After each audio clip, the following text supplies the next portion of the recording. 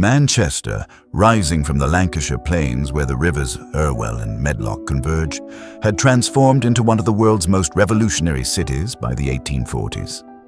This industrial powerhouse of 235,000 souls grew wealthy beyond imagination on cotton manufacturing, steam power, and global trade. Prosperity that constructed imposing Victorian architecture, sprawling mills, and impressive civic monuments, yet condemned the majority to existence in overcrowded, filth-laden tenements choked by factory smoke and industrial waste. Today, cutting-edge artificial intelligence enables us to convert historical engravings and artworks into lifelike reconstructions, resurrecting these vanished streets. Come with me as we enter the Manchester that shaped the modern industrial world. The original Manchester Town Hall represented the beating heart of municipal authority, an impressive declaration of the city's extraordinary commercial success. This building had served as the center of civic administration since its construction in 1825. Designed by Francis Goodwin in the neoclassical style, its completion demonstrated that Manchester had evolved from a modest market town into an industrial titan. During this period, it functioned as the nucleus of all political and commercial influence. While councillors debated legislation in the chambers below, the assembly rooms above entertained the cotton magnates and industrialists who controlled the city's manufacturing empire. Notice the portico. 6 massive columns support the entrance, modeled after Greek temples, proclaiming Manchester's aspiration to be considered a new Athens, a center of both commerce and civilization. Today, this original structure no longer exists. It was replaced in 1877 by Alfred Waterhouse's Gothic masterpiece, the current Town Hall that still dominates Albert Square. But in the 1840s, this neoclassical building was where Manchester's destiny was decided, where fortunes were made and lost, and where the future of industrial capitalism was being written. For generations, merchants traveling into Manchester would first glimpse this structure rising above the industrial haze. St. Mary's Church, known affectionately as the Hidden Gem, had served the city's Catholic community since medieval times, though this particular building dates from 1794.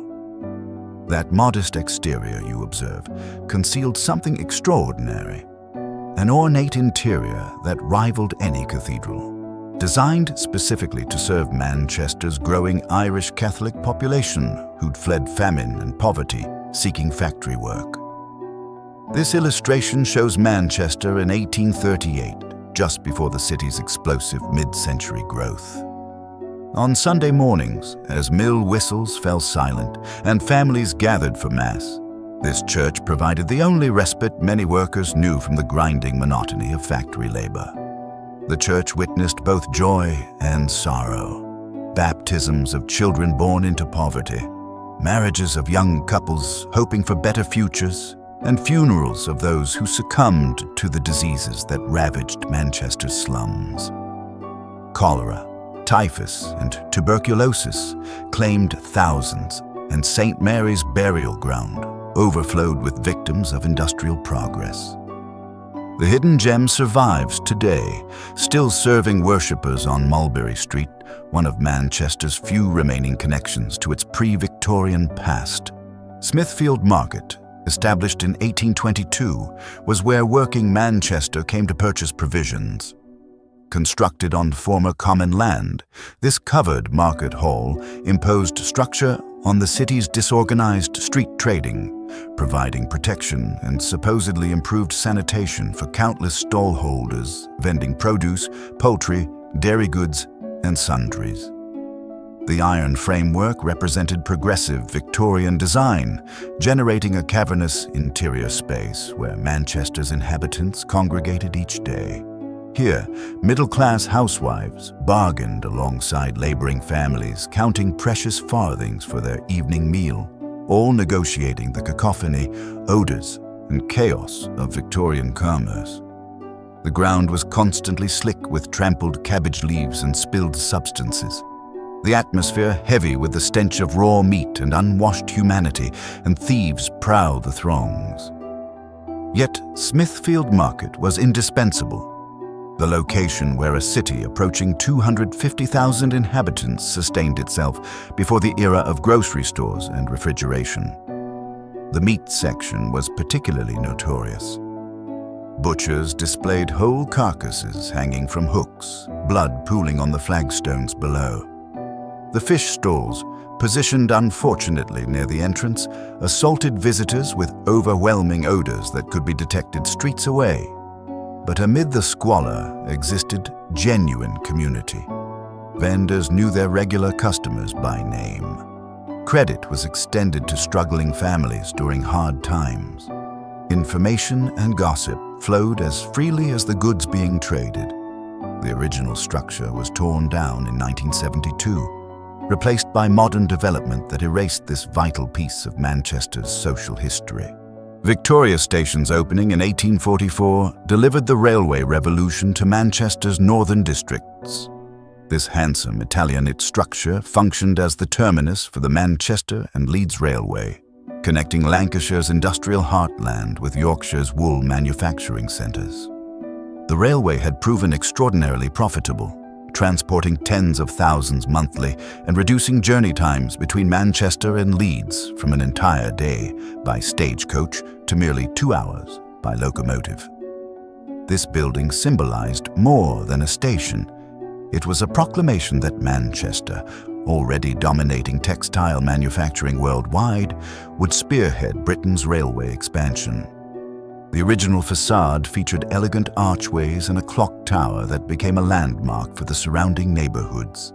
Ancoats, Miles Platting, and Collyhurst, where thousands of mill workers lived in conditions so appalling they shocked, even hardened Victorian observers. Friedrich Engels, observing these districts in the 1840s while researching his groundbreaking work on working-class conditions, described them as among the worst slums in existence. Families of 8 sharing single rooms, open sewers running between houses, life expectancy barely reaching 25 years. Yet Victoria Station represented hope, the possibility of escape, of visiting family in distant towns, of imagining a world beyond the factory gates. The original structure was extensively rebuilt and expanded multiple times as rail traffic increased exponentially. Today's Victoria Station bears little resemblance to this modest beginning, but this initial building marked the moment when steam locomotives began reshaping human geography, permanently transforming how people and commerce moved across Britain and beyond. This was merely a glimpse of Manchester during the 1840s, the city that contemporaries called Cottonopolis, the workshop of the world, the shock city of the Industrial Revolution. There is considerably more to discover. The cotton mills where child labor was commonplace, the canals that preceded the railways, the radical movements that fought for workers' rights, the scientific societies where groundbreaking discoveries were announced, the immigrant communities who built new lives amid the smoke and noise. Manchester in the 1840s was simultaneously magnificent and terrible, a city generating unprecedented wealth while condemning thousands to poverty and early death, a place where the future was being constructed but at a human cost we're still reckoning with today. So if you appreciated this journey backward in time, please subscribe so you won't miss where we're traveling next. Thanks for watching, and we'll meet you in the past.